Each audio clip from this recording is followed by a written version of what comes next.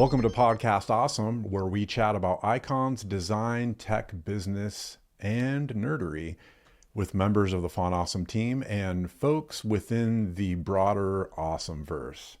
In this episode of Podcast Awesome, we sit down with Zach Leatherman, creator of Eleventy, and Konnor Rogers, who's a developer on the Web Awesome team, to talk about how Web Awesome is using Eleventy to build lightning fast docs. So whether you're deep into dev workflows or just figuring out the difference between client side and server side rendering, this episode is for you. So without further ado, let's have our chat with Zach and Konnor.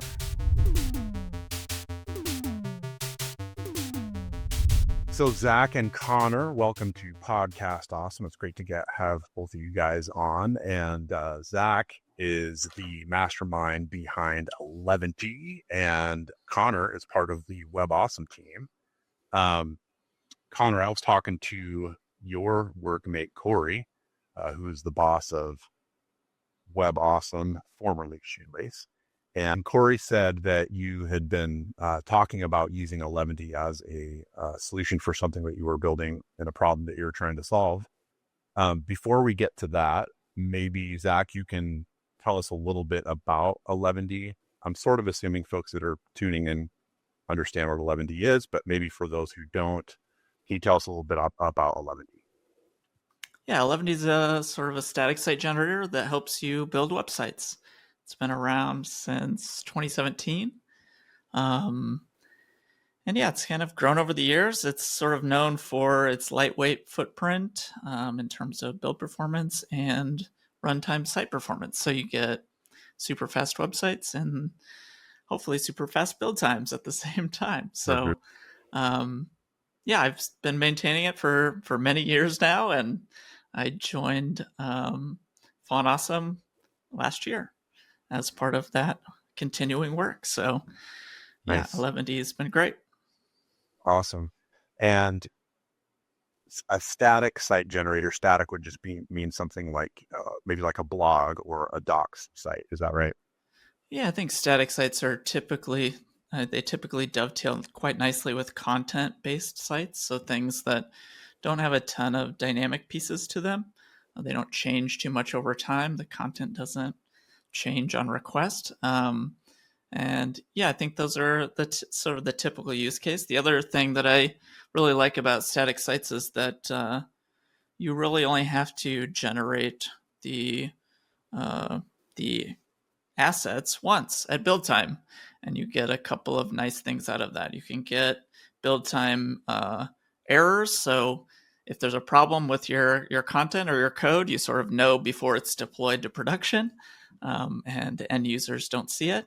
But there's also sort of a site performance piece of that too. The more work you do as part of your build, the more work you can take off the end user. So the pages are sort of super quick and fast to load, assuming you don't add a ton on top of it yourself. But as part of the tool, yeah, we try to keep it as lightweight as possible to keep the websites that you build with it as quick as possible too. Yeah. And you've been working on Eleventy for what, 10 years now or so, and it was fully open source. Like, folks are Yeah, it's getting up there. Yeah, I think 2017 was the first year that we sort of shipped our first version, and yeah, now we're on major version 3. So yeah, it's been 8 years. But yeah, nice. I would love to see it go 10 years and beyond. Yeah, for sure. Before we hopped on this call, we were also discussing that, folks might say, well, of course Konnor is going to build something with Eleventy because, it's part of like the Font Awesome ecosystem or whatever. And it's like, oh, good point. But then you guys were saying, no, actually, maybe as far back as like the Shoelace days, Corey was using Eleventy. Do I have that right? Yeah, so if you go back to Shoelace, originally it was using Doxify, which had its own set of quirks to it because Doxify is a React app and everything's client side rendered. And so we were hitting like some strange issues with like links, and like anchors didn't work because it used like a request parameter with an ID in it instead of using normal like link hashes. So like we were quickly hitting frustrations with Doxify. It was nice because everything was client side rendered, and the fact that development time meant there was no there was no there was no wait for a page to reload. But at the same time, we were hitting all these quirks of basically someone trying to re-implement a browser. So Corey, I want to say 2019. I don't know the exact dates. I'd have to look them up, but sometime around there, he was poking around with Eleventy and liked the fact that static build, just HTML, CSS, JS, and JavaScript doesn't really like do a lot for you in the sense of like it's not injecting a bunch of JavaScript onto a page. Hmm. And so I think he really vibed with that, like that, and so he switched way back then. And we've been using Eleventy and Shoelace the whole time. Now Web Awesome, we've been using Eleventy. We use it for our docs, we use it for everything. And the conversation quickly became, how do we continue to use Eleventy, continue to keep our docs the same? Because if we were to move off of Eleventy and change our docs, then we always run into the fact that like we introduce subtle bugs and things have changed and move around, and like we didn't want to mess with what we had because it was working. And Right. so, it was kind of like, how do we continue to use Eleventy and add authentication in front of it so people can log in and get their pro contents and everything? And that was the big problem that we were trying to solve, was how do we make these static builds have some dynamic pieces on top of them while still Yeah. keeping as much static as possible. Right. No. Now, originally the idea was flow to just move everything to like a basic Express app, rip out Eleventy, do all that. And I was like, whoa, whoa, Corey, let's back up. Let's see if we can figure something out first so that we don't have to go the nuclear route and just get rid of all the work we've done to get here. We have everything working, everything's there. We just need a light little request layer on top to add in authentication. Like, there's got to be something we can do here. Gotcha. So it Yeah, it's started sort of largely as like an exploration into how can we do this, and then eventually it was, whoa, we did this.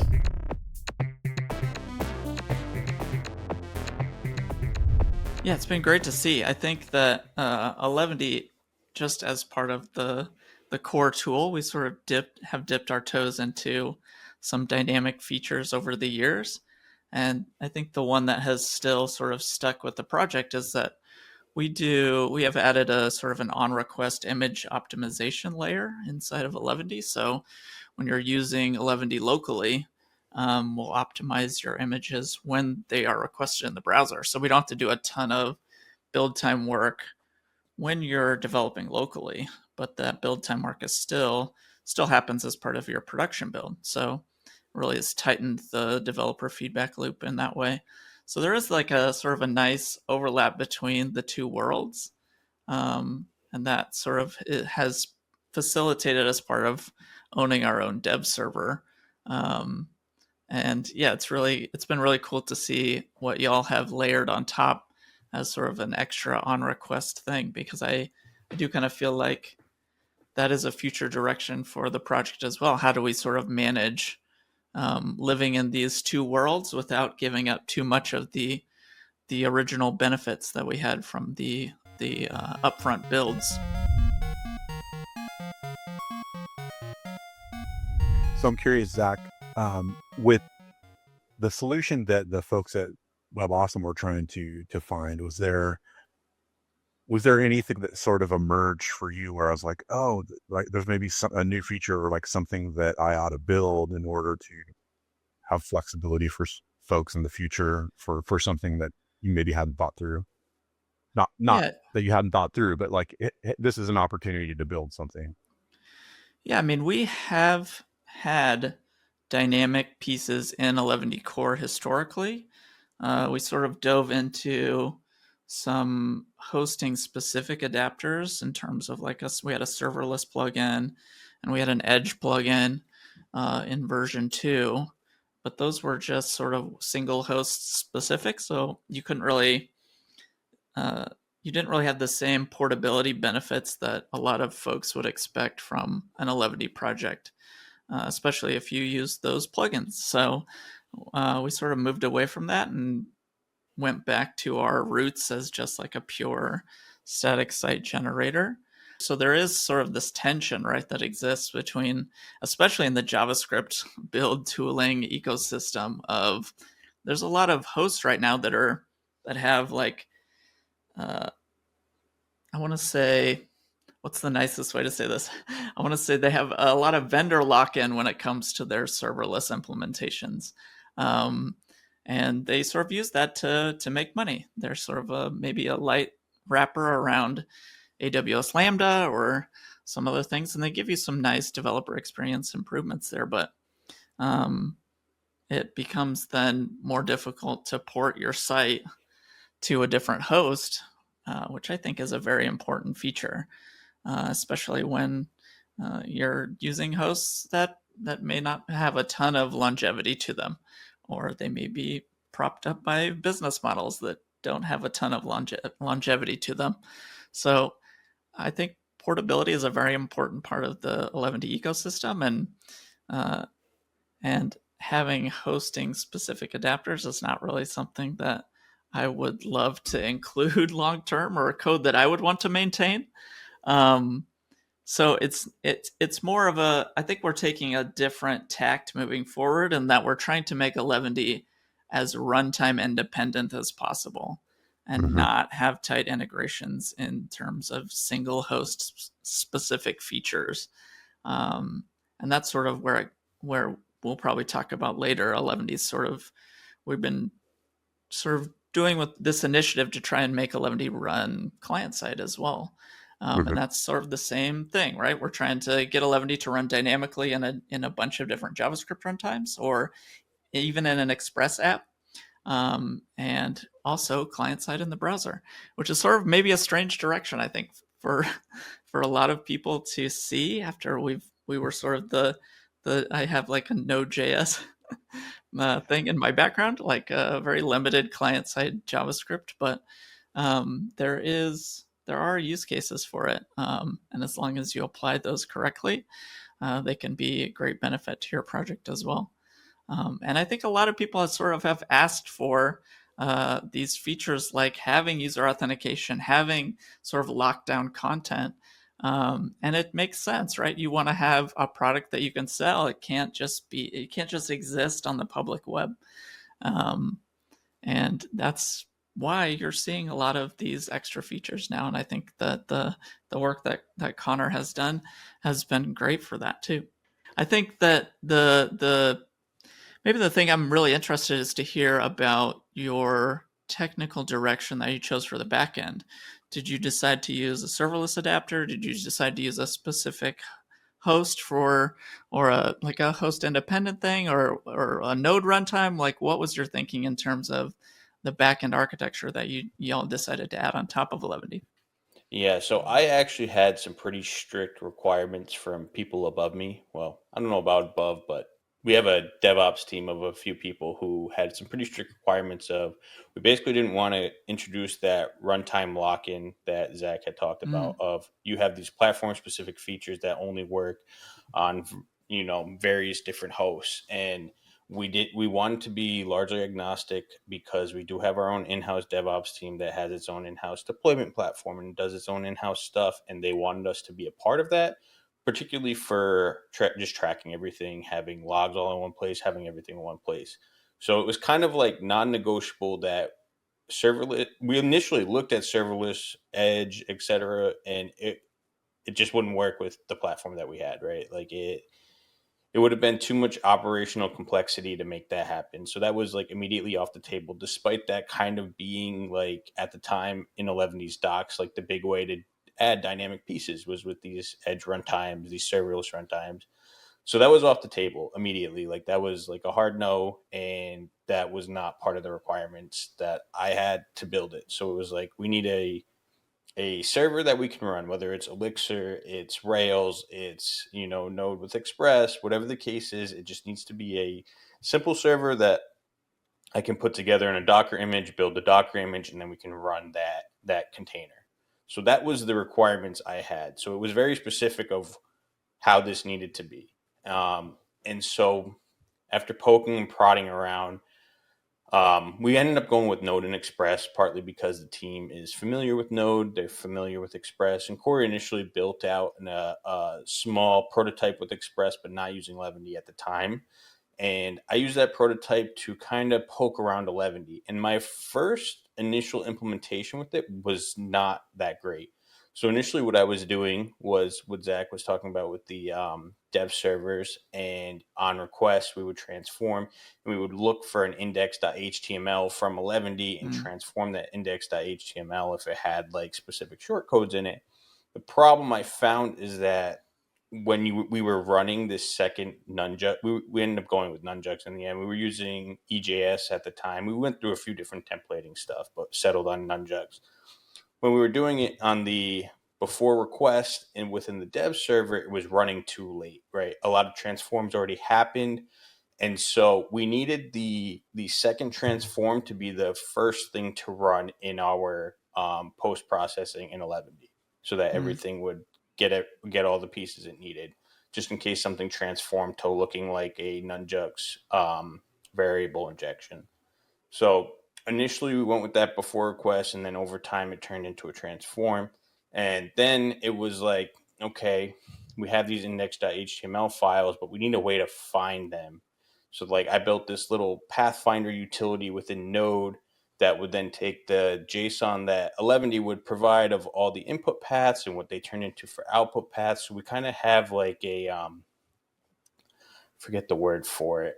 So like for like native apps in Turbo, they have like an apps.json, which includes like a giant JSON list of all the possible routes, kind of like a sitemap essentially. So we essentially had like a sitemap of all the possible routes and like what the input path of those was, and like so we were able to map when a user would go to /foo, we would have a different template file that we knew we had to transform on the server. And so that's largely how we got there. Was we were like, let's take all the possible files we have and just kind of make like a pass through copy almost, and then run a second nunjucks version on top. And if you look into the WebAwesome code that will be open source, maybe by the time this podcast goes live, I don't know, you'll see that we actually fake running a server within Eleventy and have some like flags to turn off so that like you don't get placeholder content. Yeah. So do you run each route is either dynamic all in or static, or is it more of like a how do you decide when the route is dynamic and when it isn't? Is there any static that gets generated, or all the routes run through the dynamic processor? So everything goes through the dynamic processing except for static assets. Static assets get Okay. a different handling because there's no need to run dynamic on it. But everything on the site, because everything adds like a little avatar with like if you're logged in or not, or adds a login button, everything needs to inject that little piece. So did you make use of, just in terms of how did you denote what nunjucks would get processed ahead of time and what nunjucks would get processed on request? Did you use like a raw shortcode, or? yeah, so this is like the one weird spot is like if you need something to run on the server, but you're doing it within a nunjucks file, you need to use two raw calls to make it run on the server, because the first raw call, you'd use a single raw call to make it run on the server. And then if you need it to actually be raw, in the sense that like we don't want this ever transformed by either the first pass by Eleventy or the second pass by the server, then you need to use two raw calls to be able to make it not transformed. So basically Yeah. what it comes down to is one raw is the server call, two raws is actually raw. Okay. Yeah, I see. Yeah, it sounds like we used a very similar implementation for the Edge plugin. We had sort of like a second stage of, we used Liquid for that, but it was sort of a second stage of this code would run dynamically on the Edge, and this code would just run as part of the static build. And it was really sort of a really cool way to mix and match inside of your templates what would be on request and what wouldn't. And yeah, I thought it was just a very, very amazing technical architecture where you could have most of the page be static, and then there would be a small portion of it that would be interpreted dynamically. I thought it was a great way to mix it together. So Yeah, kudos to you for that. we actually have two pieces that run dynamically. So we have those raw calls are when you're working within a template file, but there's also like some pieces like we have a head dot nunjucks that we use for just putting all our meta tags and everything. And there's no nice way. We could have maybe gotten away with blocks maybe, but we just ended up using like a simple utility that like we pass in some extra template data with like server dot head, which is just like a string of like different script tags, link tags, stuff that would only be necessary from the server, but don't need to run in the static build. The big challenge that we had was we also when Corey was initially discussing moving everything into a Node and Express app that would be in a private repository, we would lose the ability for people to be able to edit pieces of the documentation. We would lose people being able to run the documentation as well, because the core of WebAwesome is open source. Well, will be open source, and not having somewhere for people to run this documentation means we would have to set up something like Storybook to be able to run some code so that they can see the components and mess around with them. And it just felt very weird to have to introduce additional processes when we already have everything here. We just need a little bit of extra dynamicism on top of it. So it was very much a challenge in the sense that we want people to be able to continue to use our documentation, be able to run everything, but we did need to hide some things, right? Like there's no reason that users who are, cloning down the repository, forking, need to know about authentication. They don't need to know about, all the account stuff, all that. So like that did need to be hidden away in the app. So it was largely a balance of how can we keep this free, open source, let people continue to use the documentation they know, but at the same time still squirrel away the various pieces that we need for ourselves that don't need to be part of that open domain. Yeah, that's fascinating. It almost goes into authentication as almost a progressive enhancement at the framework layer, which is amazing to me. Like, what happens if you clone the repo locally and you don't have that sort of extra runtime piece? Does it just hide the auth stuff altogether from the app? Yeah, you just don't get it. It just never sends it. So we kind of have like a stub of data in place that runs a second Nunjucks transform within the Eleventy. It's a post-processing transform that will add this extra data. And if there's just an environment variable flag of like, is WebAwesome server or something like that. And if it's set to true, it won't run that second transform because it expects a server to run it. But if you set it to false, then it'll just inject this placeholder empty string for you, and you just never see it. Yeah, that's fascinating. So it sounds like that you have sort of added this Nunjucks post-processing layer. How did you? I think you dove maybe a little bit into the piece of data sharing between sort of the build time piece and the runtime piece. How do you control what data is exposed to that sort of post-processing Nunjucks layer? Yeah, so right now, the only data that really gets exposed is whatever Eleventy gives us. And then one additional thing is we have like an is pro front matter in our pages. And Zach was nice enough to show me how to have Eleventy output that within the final JSON within Eleventy. So Eleventy has like a function call that you can be like Eleventy.toJSON, I believe, something like that. And it'll give you like all the input paths, output paths, directories, everything that you could like possibly ever want to know about your build. And then some additional front matter that you may want in there too. And that's so basically we just store this blob of JSON and read off of it and use that as kind of like the source of truth for the server to then know where to direct people and what pieces of information it needs to know. Yeah, that's great. I think that to me that just brings up this whole notion of how much of Eleventy do you want to run on request? I think I really struggled with that when I was working on the Edge plugin, because we had sort of disabled access to your global data cascade inside of the runtime piece. And I think the only reason I did that was for performance reasons. You want to have that on request layer be as lightweight as possible.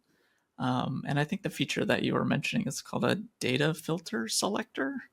Something like that. Yeah. That lets you add more data to your JSON output. But yeah, I think that just sort of going back to running Eleventy in as many places as possible, I think that there is a world in which you could run Eleventy as the post-processing step, and we would sort of take control of, instead of that nunjux piece that you're sort of adding yourself, you would run Eleventy again on request, and there might be some interesting architectural overlap there, because then you'd have access to the full data cascade and all of that, as long as the runtime performance was good enough.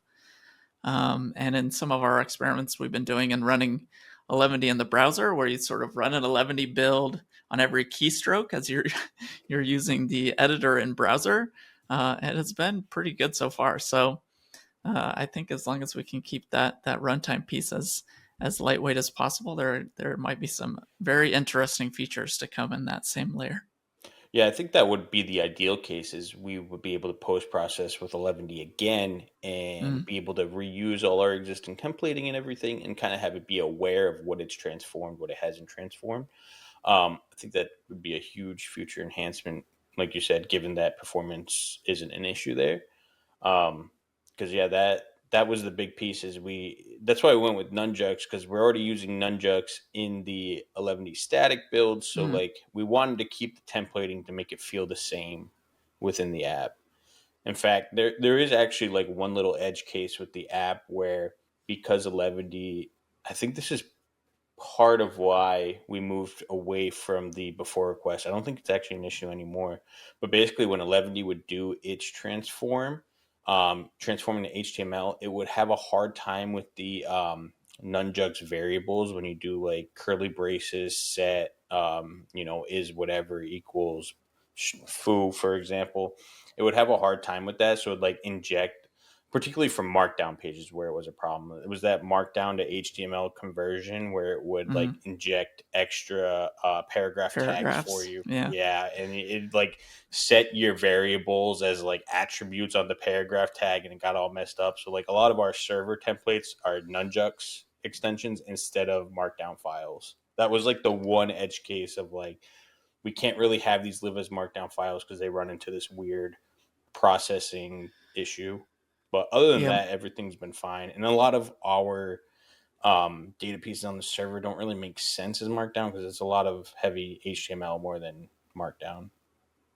Yeah, I think there are some sort of gnarly edge cases in markdown parsing generally that a lot of folks run into. And we had this for a very long time in Eleventy. There was the markdown convention of indented code blocks, and it was almost a universally hated feature. No one liked it. Everyone hated it.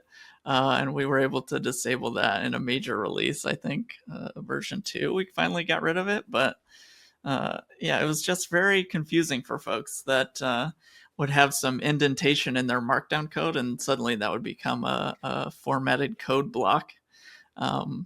And so yeah, there's a few gnarly quirks in Markdown, I think, that catch people off guard. I think the other one that comes to mind immediately is the difference between, so when you embed HTML inside of a Markdown file, it actually tries to distinguish between a block element and inline elements. And so if you do an inline element, it will wrap it in a paragraph. Which is, I think, very surprising to people. They expect that if I start a line with HTML, and this is especially important if you're using custom elements, web components, because if it's an unknown tag to the Markdown parser, it doesn't assume it's a block tag by default. It's not a block tag. So yeah, that can create some interesting wrinkles for folks as well. There's just a few weird things about Markdown. Yeah, I think we could do a whole nother podcast on markdown parsing, because like even some markdown parsers, when you have like if you end a line with a closing tag of a div, you have a and then you put a new line between your next element. Some parsers will inject a paragraph tag in between there. Yeah. Others will continue HTML processing, and you're like, why am I getting this difference here? And like I mean, even when we used Astro, their markdown parser, we used a custom element and we set a value attribute on it, and something about their Mm, markdown parser didn't like that, and it would strip away the value attribute. And it mm. was like a core issue that they had no control over. It was something about like the AST that got created, and it was like markdown parsing is cursed, is all I've come to learn. Yeah, I mean, I think a lot of it's just historical problems with their, for a very long time, not being an official standard for Markdown. I don't think there is one still. There's just sort of a couple of different ones. I think there's I loose think, specs is what it is at this point, right. but Yeah, nothing. there's a common mark spec, and yeah, Yeah. maybe there's a couple of other ones, but yeah, there's not really a formal agreement on how Markdown should be parsed, which is a problem.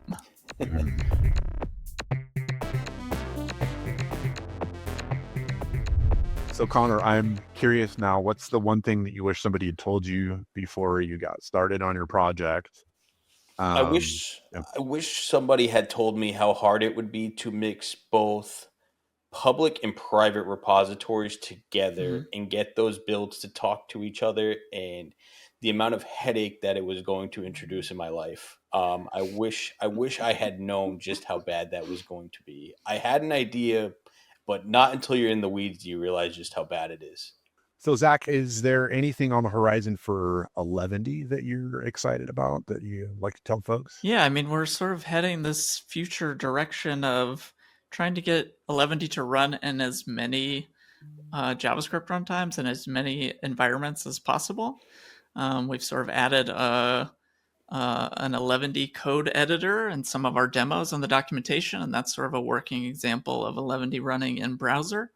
It runs an Eleventy build every time you hit a keystroke on the keyboard to edit your Eleventy project, and you can kind of see in your browser how fast it runs, how fast it builds.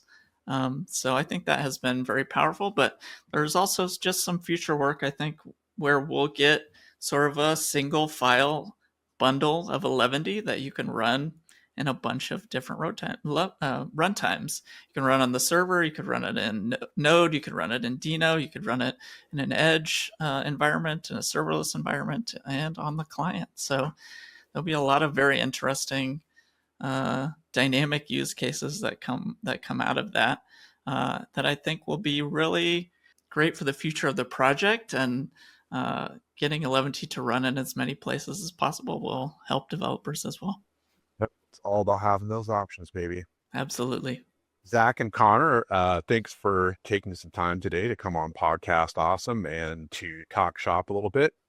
And is there any other like bit of content we could suggest for folks to check out, or any resource on either WebAwesome or Eleventy? Yeah, so WebAwesome, I believe the date is by end of June. We hope to have it open source. You can still back WebAwesome, and we can get you set up with an account to check out the pro features.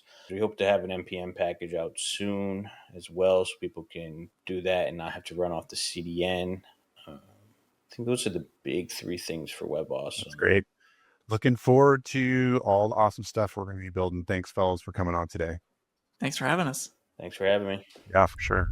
A big thanks to Zach and Konnor for coming on the podcast today to chat with me about how to balance the elegance of static builds with the complexity of modern app needs without losing the benefits of speed, performance, and that oh so important open source spirit that we love so much here at FontAwesome.